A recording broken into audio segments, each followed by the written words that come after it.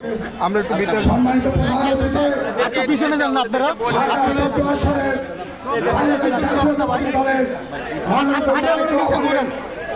সবচেয়ে নির্ভরযোগ্য জনাব সানজিদ ইসলাম পুরিয়াপা উপস্থিত ঢাকা মহানগরের উত্তরের সম্মানিত যুগ্ম আহ্বায়ক সাবেক সফল কমিশনার জনাব ফেরদৌসী আহমেদ মিষ্টি, আরো উপস্থিত আছেন বাংলাদেশ জাতীয়তাবাদী দল ঢাকা মহানগরী উত্তরের অন্যতম যুগ্ম আহ্বায়ক এবং দপ্তরের দায়িত্বে নিয়োজিত জনাব ABM রাজ্জাক। উপস্থিত আছেন বাংলাদেশ জাতীয়তাবাদী ঢাকা মহানগরী উত্তরের আরো উপস্থিত আছেন বাংলাদেশ জাতীয়তাবাদী যুব দলের আমাদের এই এলাকারই সন্তান ঢাকা মহানগর উত্তর যুব দলের সংগ্রামী সদস্য সচিব আমাদের ছোট ভাই জনাব সাজ্জাদুল ইসলাম মিরাজ সহ শাহরি থানা এবং ঢাকা মহানগর উত্তরের নেতৃবৃন্দ, আসসালামু আলাইকুম।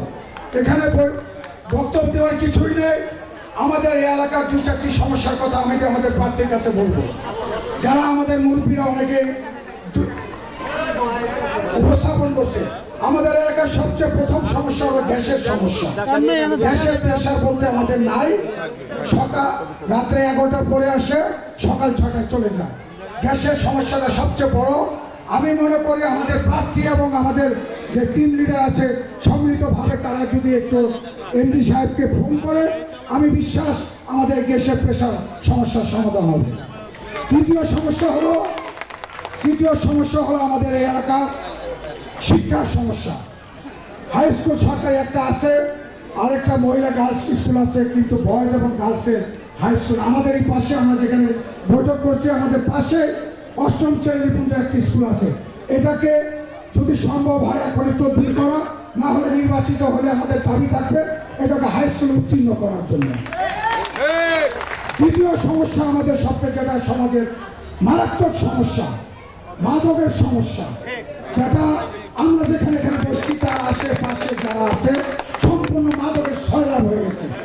আমি বিশেষভাবে আমাদের প্রার্থী এবং টিম লিডার আমাদের দপ্তরের দায়িত্ব নিয়োজিত যারা আছে ABM রাজ্জাকের সহ আমি বলবো, আমাদের যুব দলের সদস্য সচিব আছে তাকেও বিশেষভাবে অনুরোধ করবো, আমাদের যে প্রশাসন হুমায়ুন কবির প্রশাসনকে একটু অনুরোধ করার জন্য যে তারা যেন টহল ব্যবস্থাটা, আগে যে টহল ব্যবস্থা সেই টহল ব্যবস্থাটা এখনো প্রচলিতভাবে চলে না, শুধু মেন রাস্তাটা আশেপাশে তারা দেয় না। এই মাদকের সমস্যার কারণে আপনি আমার ভাই বোন যারা আছে সবাই নেশাগ্রস্ত হয়ে বিভিন্ন রাত সারা রাত দেখবেন। আমি আর কিছু বলবো না। আর সিটি কর্পোরেশন যখন নির্বাচন হবে, যারা নির্বাচন করবে তাদের কাছে রাস্তাঘাট লাইটের সমস্যার কথা আমি বলবো। আমি আমার এই 3টি দাবি বলে আমি আমার বক্তব্য শেষ করছি। আল্লাহ হাফেজ। বাংলাদেশ জিন্দাবাদ, বাংলাদেশ জাতীয়তাবাদী দল জিন্দাবাদ, বেগম জিয়া জিন্দাবাদ, তারেক রহমান জিন্দাবাদ, শহীদ অমর।